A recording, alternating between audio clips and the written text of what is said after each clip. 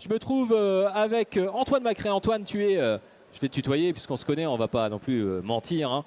Tu es directeur de HDFID et tu es venu avec pas mal de monde aujourd'hui. Alors c'est une belle initiative puisque vous êtes venu avec des créateurs d'entreprises des Hauts-de-France, des personnes que vous accompagnez au quotidien. Est-ce qu'en 2 minutes, tu peux nous dire qui vous êtes, HDFID, ce que vous faites et puis comment se porte finalement l'innovation dans les Hauts-de-France? Alors HDFID, c'est donc Hauts-de-France Innovation et Développement, qui est l'agence régionale de développement et d'innovation, qui accompagne les entreprises dans leurs projets de développement et d'innovation. Et en fait, cette année, sur l'édition du Business Expo à Amiens, l'objectif était de venir avec des porteurs de projets innovants pour les mettre en lumière, pour les confronter un petit peu au monde de la communication. Parce qu'on se rend bien compte aujourd'hui que innover, c'est bien, mais quand on innove dans son entreprise, pour pouvoir se faire connaître, il faut passer par l'étape de communication. Et donc, c'est vraiment cette confrontation qu'on leur propose aujourd'hui. Ils se prêtent à l'exercice et ça se passe très, très bien. Ce sont des gens qui sont passionnés. Donc, quand on est passionné, en général, c'est vraiment facile d'exprimer ce pourquoi on se bat au quotidien, ce pourquoi tous les matins on se lève. Et donc, les personnes qu'on a emmenées avec nous aujourd'hui sont vraiment inspirants. Nous, aujourd'hui, HDFID, on est là pour les accompagner sur des thématiques parfois techniques, parfois financières, parfois de réseautage. Mais aujourd'hui, l'objectif, c'est vraiment de leur donner la parole. Alors, vous avez changé de lieu, je crois, sur l'île. Vous n'êtes plus dans les mêmes locaux, c'est bien ça? Oui, oui. En fait, toujours dans cet esprit de vie ma vie par rapport aux entrepreneurs, on est parti sur un espace de coworking où c'est un petit peu le modèle des start-upers. Aujourd'hui, quand on démarre une activité, souvent on va vers des locaux qui à la fois sont raisonnables d'un point de vue tarification, mais surtout dans un environnement où il y a des entreprises autour de nous.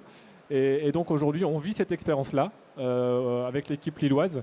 Et c'est vraiment très enrichissant. Et on a d'ailleurs une des porteuses de projet qui est avec nous aujourd'hui qui va venir s'installer dans les mêmes locaux que nous à Lille. Alors avant de les accueillir, une dernière question. Quels ont été les critères de sélection par rapport à ces porteurs de projet que vous accompagnez et qui sont venus nous rejoindre aujourd'hui au salon? Alors les critères, je peux pas parler de critères. Aujourd'hui, c'était surtout d'aller chercher pour nous des personnes qui incarnent à la fois la thématique innovation mais aussi la thématique entrepreneuriat. Chaque thématique, que ce soit l'entrepreneuriat ou l'innovation, ils ont des critères qui sont assez propres. Mais aujourd'hui, notre objectif, c'est de réussir à vraiment bien marier l'innovation et l'entrepreneuriat. Être entrepreneur traditionnel, c'est d'avoir des forces au quotidien parce que c'est jamais simple de développer son activité. Mais en plus de mettre la brique innovation dans son entrepreneuriat, c'est parfois des difficultés complémentaires. Donc on essaye un petit peu d'étoffer tout ça. Ok, alors on va tout de suite commencer. On va accueillir notre première porteuse de projet. Il s'agit, si je ne m'abuse, d'Eva Broussou, qui est PDG de Charlie et Lelola Kit French Baguette. Elle est venue avec ses supporters, je crois. On les a pas entendus. Allez. Alors, pour la petite anecdote, Eva, sachez que dans une vie passée, j'ai été manager d'un incubateur d'entreprise. Alors la question que je pose, c'est est-ce qu'on l'a fait façon pitch, comme vous êtes habitué à le faire au niveau de la présentation, ou est-ce qu'on y va un peu plus light, plus cool? Faut brancher le micro. Ah, c'est ça l'apprentissage aussi. C'est ce dont parlait Antoine préalablement. Parce que JP, à la technique, il fait des blagues des fois. Alors, on le pose le micro sur le menton et là, on est nickel. On va la faire light pour commencer. Très bien. Expliquez-nous. Alors, en fait, moi, j'ai inventé un petit kit souvenir. Parce qu'il faut savoir que 80% des souvenirs vendus en France sont fabriqués en Chine. Donc je trouvais ça complètement aberrant. Donc j'ai voulu créer un modèle de souvenir en circuit court, et c'est-à-dire au moins acheter un souvenir fabriqué dans le pays. Donc je suis partie sur un truc très symbolique. Je suis partie sur la baguette. Et en fait, j'ai fait un petit kit souvenir. Et à l'intérieur du kit, on retrouve les ingrédients pour refaire sa petite baguette à la maison, partout dans le monde. Mal. On rajoute de l'eau et du sel. Et on a aussi à l'intérieur du petit kit un moule pour refaire la forme de la baguette. Très bien. Mais d'où vous est venue cette idée? L'idée est vraiment partie de l'envie de faire du souvenir en circuit court. Okay. Parce que je trouve ça totalement aberrant d'acheter un souvenir pas fabriqué dans le pays où on visite un monument. Ça, on est d'accord. Mais par rapport à la baguette, le choix du produit? Alors, le choix du produit, c'était... En fait, j'ai surtout pensé à l'export, au voyage. Et sans trop de frais au démarrage, c'était un produit qui pouvait passer les douanes facilement, sans grosse transformation. Donc c'est pour ça que je suis partie sur la baguette, pour qu'elle puisse voyager facilement. Alors, je crois savoir que vous n'êtes pas originaire des Hauts-de-France, C'est ça. que vous avez rejoint la région dernièrement. Pourquoi ce choix? Alors, j'ai lancé le projet vraiment dans mon petit coin en Normandie. Je vivais à côté de Deauville, ça s'appelle Trouville-sur-Mer. Et il y a énormément de touristes, donc d'où l'envie de faire du souvenir, et c'était facile de tester un produit. Et il s'avère que je suis passée dans l'émission Qui veut être mon associé, Ah oui. et que la société grandit très vite, très fort, à l'export aussi. Et que je suis dans un petit village et que je ne peux pas embaucher du monde, qu'ils ne sont pas spécialistes dans l'agroalimentaire, que j'avais vraiment besoin de m'installer dans une ville pour pouvoir me développer. Et Lille m'a semblé une très bonne solution. Très bonne destination. Voilà, et en plus Antoine m'avait fait un petit message après le passage dans l'émission sur LinkedIn, et je me suis dit en fait Lille c'est une super option, donc je lui ai envoyé un petit message en disant est-ce qu'on peut se rencontrer, et en une semaine en gros on s'est rencontrés, j'avais des locaux, j'avais des bureaux, voilà, donc c'est parti, et je suis ravie de les rejoindre. Excellent, bon témoignage. Bon, tu parlais tout à l'heure de porteur de projet. Là, on n'est pas sur du porteur de projet. On a déjà l'entreprise qui est créée? Alors l'entreprise est créée. En revanche, moi au départ, j'étais que sur le souvenir. D'accord. Et là, il s'avère qu'il y a une très forte demande sur l'exportation, donc qui n'était pas le projet initial. Donc je ne suis pas capée pour. Justement, je vais avoir besoin de consultants, je vais avoir besoin d'accompagnement réel pour très vite m'adapter au marché de l'exportation. Super Eva, écoutez, c'était très bien. On peut applaudir Eva Broussou, allez-y, applaudissez-la. Oui, merci pour elle. C'est pas mal. Tu sais que c'est la première à te faire applaudir sur le plateau télé aujourd'hui. Hein. Alors, tu peux être fier. On va recevoir maintenant un monsieur. Il s'appelle Bruno Rigoulet. Et l'entreprise ou le projet, c'est Cobotserve.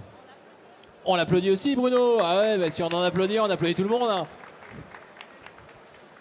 Bruno, même question. Expliquez-moi, qu'est-ce que c'est? Bonjour. Cobotserve, bonjour. Eh bien, nous, on a développé en fait un petit robot modulaire, Made in Picardie, donc, que l'on fait à Noyon. Donc c'est un robot simple, le plus simple possible et fonctionnel, avec des modules qui sont modulables. Donc on a breveté un système d'intramodularité des robots. D'accord, il est destiné à qui, le robot? Qu'est-ce qu'il fait? Pourquoi? Alors c'est principalement l'industrie, hein, mais ça peut être tout type d'industrie, agroalimentaire, automobile, aéronautique, quel que ce soit. Il a des fonctions de base en fait, hein, ça peut être des fonctions de transfert, des fonctions de rotation. Donc c'est pour principalement aider au TMS, aux troubles musculo-squelettiques, dans le but de faciliter les tâches en fait des opérateurs. Vous en êtes où aujourd'hui par rapport à Cobotserve? C'est déjà un produit qui est déjà établi en production, qui est déjà commercialisé? Oui, tout à fait. C'est un produit qu'on a développé maintenant depuis 3 ans et qu'on a lancé en commercialisation depuis novembre de l'année dernière. Et on commence là à avoir les fruits de notre travaux. Voilà. Destiné exclusivement à l'industrie? Principalement à l'industrie. À l'industrie ou plutôt et également à la petite entreprise, la TPE en fait. Hein, parce que c'est des produits qui sont relativement accessibles financièrement. On peut avoir des robots au minima pour 5 000 €. Vous voyez, donc on n'est pas du tout dans le monde du robot qui coûte des fortunes, hein, parce qu'on a un robot très simple en fait. D'accord, et il y a un accompagnement derrière? Parce que comment ça se passe? Moi je suis industriel, je me procure le produit. Est-ce que j'ai besoin d'avoir des compétences en programmation pour le programmer, ou ça se fait comment exactement? Alors concernant la programmation, on a trouvé un partenariat avec une entreprise locale, hein, qui s'appelle Tesserac, et ils ont en fait un logiciel de facilitateur de programmation. C'est-à-dire que ce sont des blocs, des modules que l'on déplace tout simplement pour pouvoir le programmer. Sinon, au sein de mon équipe, moi j'ai des roboticiens et là on rentre dans du programme et dans du hard. D'accord, Florian Dordain, c'est ça qui est chez Tesseract? Tout à fait. Ok, et puis en plus, toi Antoine, tu as bossé dans le milieu industriel, donc je pense que c'est aussi un véritable avantage d'avoir Antoine Macré. Alors je ne le dis pas parce que tu es là, mais voilà, en termes de réseau, ça peut être aussi intéressant. Effectivement, le projet de Bruno a particulièrement résonné pour moi. Et effectivement, alors à la fois sur la casquette HDFID, on a accompagné Bruno sur le dépôt de son premier brevet. Donc ça, c'est effectivement concrètement le premier accompagnement que nous avons fait. Et aujourd'hui, l'accompagnement qu'on fait vis-à-vis de Bruno, c'est plutôt cette notion de mise en réseau. Et Bruno est en train de monter en puissance au sein des réseaux robots numériques en région de France. Il est en train également de positionner des solutions dans des entreprises avec lesquelles j'ai travaillé par le passé. Donc c'est vraiment le réseau par essence qui fonctionne aujourd'hui. Ok, Bruno, votre présence sur le salon aujourd'hui, bon, c'était évidemment dans le cadre de cette présentation. Est-ce que ça vous a aussi apporté des contacts, d'être sur le stand HDFID, de rencontrer peut-être des potentiels clients? Tout à fait, parce qu'on a commencé, nous, par faire des salons industriels. Et lors des salons industriels, à part les industriels, on ne voit pas grand monde. Là, ça nous a permis de connaître des instances locales, des gens qu'on n'a pas l'habitude de croiser, des gens qui sont curieux aussi de nos produits. Et le but, c'est qu'on puisse montrer nos produits à un grand nombre, hein, parce que plus il y aura de personnes qui vont le connaître, plus on a de potentialité de le vendre. Normal, la communication et puis le fait de serrer des mains et de rencontrer des clients. Merci beaucoup Bruno, c'était très intéressant. Et puis bonne continuation par rapport à votre robot. Là c'est Noyon, donc l'origine c'est Noyon, c'est ça? Tout à fait. Ok, qu'on comprenne bien qu'HDFID c'est toute la région Hauts-de-France et pas nécessairement que Lille. Merci beaucoup Bruno, applaudissements merci pour Bruno. On va tout de suite recevoir maintenant, c'est Thomas ou c'est Luc? C'est Thomas qui va venir? C'est Thomas. Thomas Vernier, 2 chevaux bimode. Alors là, on va parler automobile, je présume. Oui, bonjour. Thomas, je vous écoute. Qui êtes-vous? Qu'est-ce que vous faites? Alors, je suis Thomas Vernier, dirigeant de Tech-Outils Vernier Distribution. On existe depuis 1995. On vend de la fourniture industrielle et des outils coupants pour l'industrie. D'accord. On vend aussi depuis 2008 de la pièce neuve de 2 chevaux. Et depuis 2016, on vend des imprimantes 3D et du filament 3D et des prestations d'impression 3D. Ok. Tout ceci nous a permis et nous a donné l'idée d'inventer la 2 chevaux bimode, parce que la 2 chevaux c'est une passion. Donc le premier élément, l'industrie on connaît, donc deuxième élément on pourra industrialiser le projet. Et troisièmement, l'impression 3D nous permet de faire des tests avant l'industrialisation. Alors la 2 chevaux c'est une passion nationale, les Français aiment la 2 chevaux et c'est aussi certainement une passion familiale. Oui, c'est un virus que m'a transmis mon père depuis que j'ai 10 ans. On roule en 2 chevaux dans les champs, on fait des bêtises dans les forêts en 2 chevaux, etc. Et donc qu'est-ce que vous proposez? C'est quoi exactement la 2 chevaux bimode? Vous proposez quoi? Alors la 2 chevaux bimode c'est une solution pour les ZFE, donc les zones à faible émission qui sont mises en place dans les grandes villes comme Lille ou Paris et dont on a entendu parler il y a déjà un moment. Nous, ça fait 8 ans qu'on est sur le projet. On savait que les ZFE allaient voir le jour et on a voulu apporter une solution parce que les ZFE donc, limitent l'accès aux grandes villes aux véhicules anciens, aux véhicules historiques.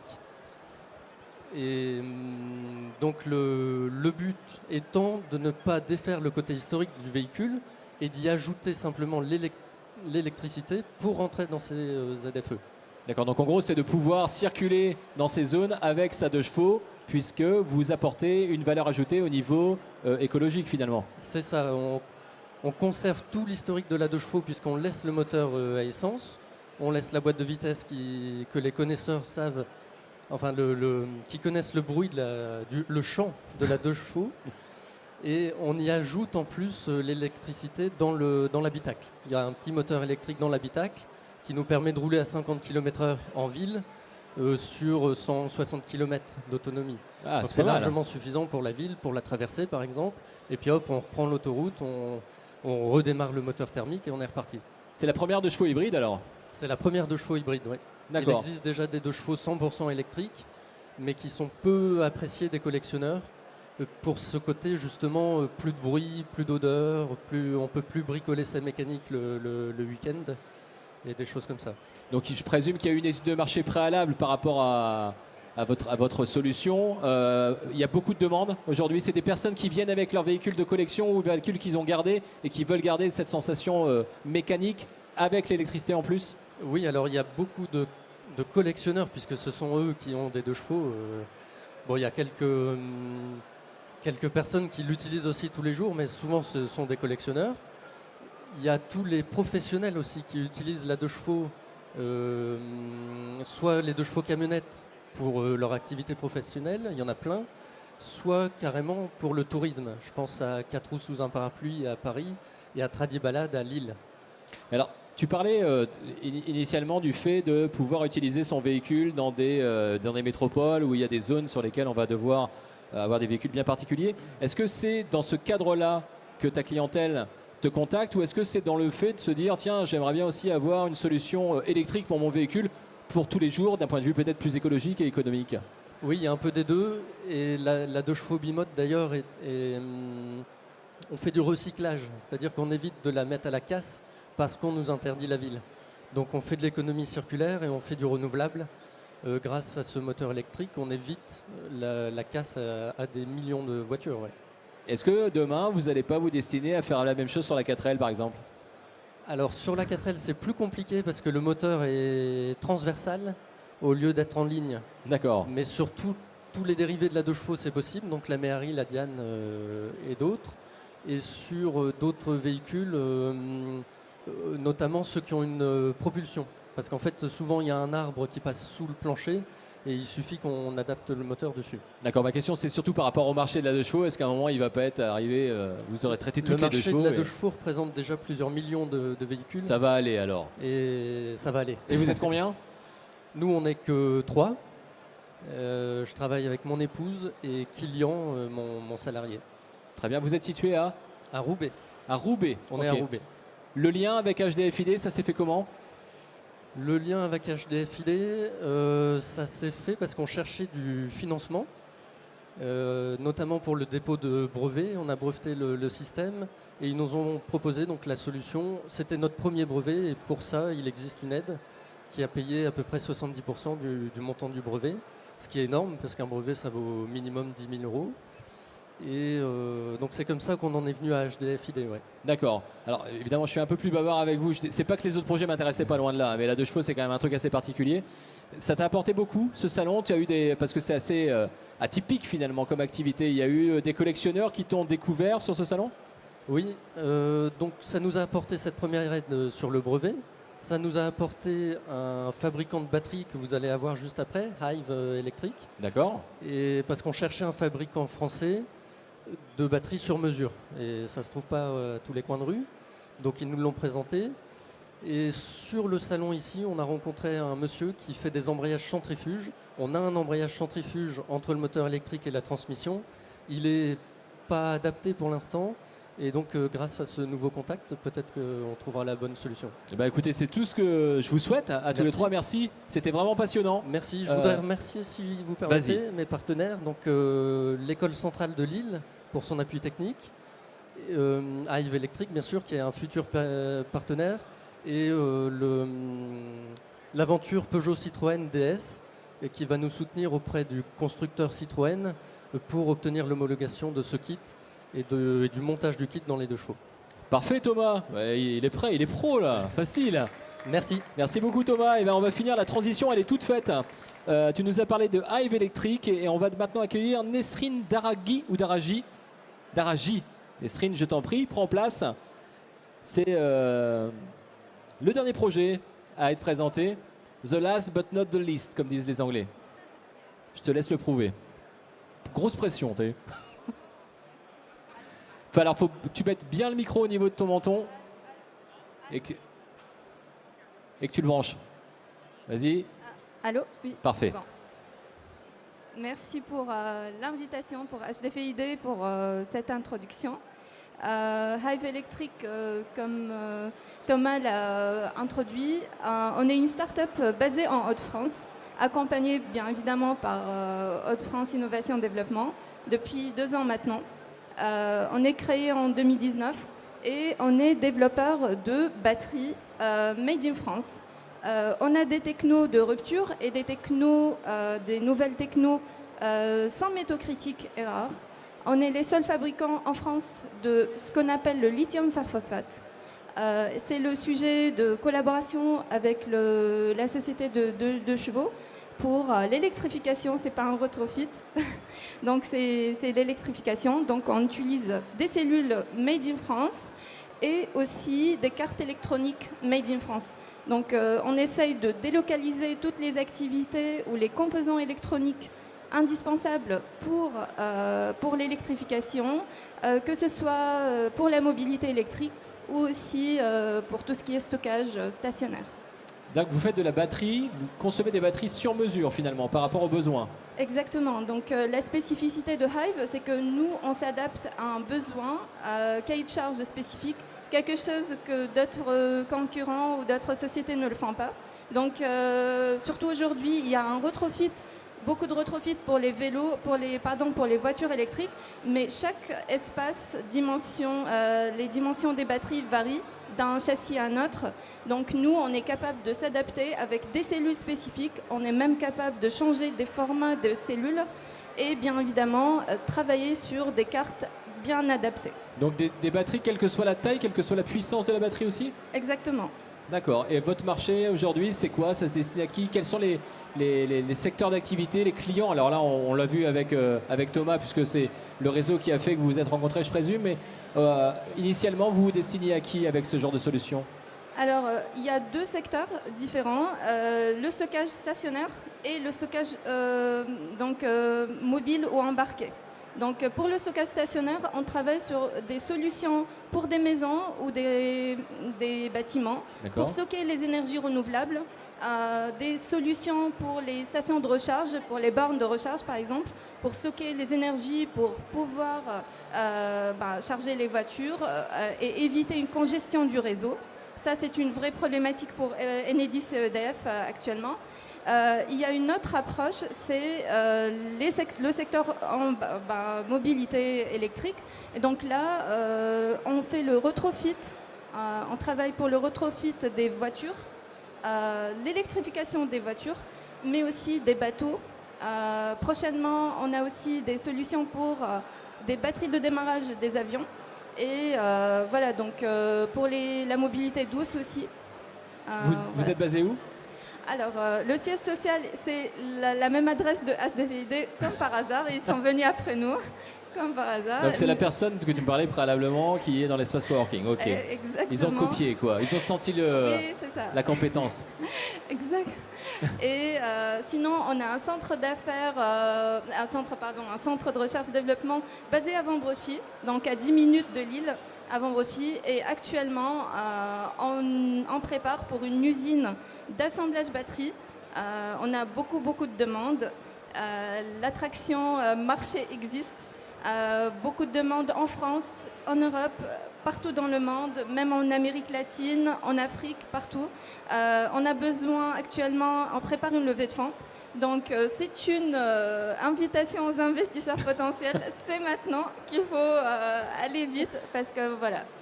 C'est un vrai beau et gros projet. L'électricité, évidemment, elle est dans la tête de tout le monde aujourd'hui. J'avais deux questions. La première, combien vous êtes de collaborateurs aujourd'hui chez Hive? Et ma deuxième question, c'est que vous créez des batteries sur mesure, les capacités de production. Parce que là, tu me parles de beaucoup de marchés, de beaucoup de clients, de prospects intéressés. Et combien de temps il vous faut pour sortir ce type de batterie ou peut-être des plus grosses? Et comment vous faites? Alors, pour la première question, on est 11 actuellement, avec des alternants, des stagiaires en plus. Et d'ici fin de cette année, on sera 25. Par rapport à nos produits, c'est sur mesure. Ça dépend parfois pendant une réunion. À la fin de la réunion, le client sort avec sa batterie. Donc ça dépend vraiment du proto. On est très agile, on a tout en interne, donc des impressions 3D, des cellules, des cartes sur étagère. Donc parfois à la fin d'une réunion qui dure 1 heure, le client sort avec sa batterie. Là, ça dépend effectivement de la capacité de l'énergie, mais on est en train de réduire plus que 40% le temps d'attente. Actuellement, presque tous les constructeurs, tous les packmakers achètent de Chine. Avec tout ce qui se passe actuellement au niveau du transport, etc., les attentes, c'est entre 3 à 6 mois. Nous, on est capable de fournir une livraison en 7 jours. Donc voilà, ça c'est un autre appel aux industriels pour travailler avec nous. Mais là, tu as quand même des gros arguments. Alors, j'espère pour toi qu'il y a quelques investisseurs ici qui seront prêts à vous suivre. À mon avis, vous n'aurez pas trop de soucis à lever. Vous devriez trouver, parce que vous avez quand même un produit assez révolutionnaire. Félicitations. J'espère que vous aurez trouvé chaussures à votre pied ici sur ce salon et que vous avez intéressé pas mal de monde. En tout cas, moi, vous m'avez beaucoup intéressé par rapport à ce que vous faites. Alors, je suis désolé, j'ai rien sur moi. Merci beaucoup. Merci. On va peut-être finir avec Antoine pour conclure cette session HDFID. Antoine, alors, en ta qualité de directeur d'HDFID, en mon nom, mon simple nom, félicitations, puisque c'est quand même des super beaux projets que vous accompagnez. Si on a d'autres porteurs de projets qui ont assisté à cette conférence ou qui la verront ultérieurement via la capsule vidéo, comment fait-on pour être accompagné par HDFID? Comment on peut vous joindre? Est-ce que c'est très simple en allant dans l'espace de coworking et en disant hello, je vous ai vu au salon Business Expo et je voudrais être accompagné comme les autres? Ça se passe comment? Effectivement, c'est assez simple de rentrer en contact avec l'ensemble de l'agence. On est au sein de l'agence interconnectée, donc quelle que soit la porte d'entrée qu'on peut avoir chez HDFID, que ce soit un chargé de projet, un communicant ou autre, on arrive toujours à trouver le bon interlocuteur. Donc sur les réseaux, que ce soit LinkedIn, que ce soit sur Facebook, que ce soit sur Instagram, on est vraiment sur tous les réseaux digitaux. Et après, c'est venir nous voir sur les salons. Ce qu'il faut savoir, c'est qu'on va essayer sur la campagne 2022 d'être présent sur une bonne partie de l'ensemble des événements Business Expo et Entreprises et Territoires. Parce que c'est, selon nous, le meilleur endroit pour rencontrer les porteurs de projets, les industries, les entreprises qui ont besoin de se développer. Donc voilà, il faut juste faire les choses assez simplement. Un coup de fil, un mail, un contact sur LinkedIn, c'est très simple. C'est ce que je vois. Donc si vous êtes porteur de projet, créateur d'entreprise, que vous avez une innovation pertinente, soyez au moins sur LinkedIn. Antoine Macret ira vous chercher avec un message privé comme il l'a fait avec certains d'entre vous. Merci beaucoup Antoine, félicitations. C'était des très beaux projets.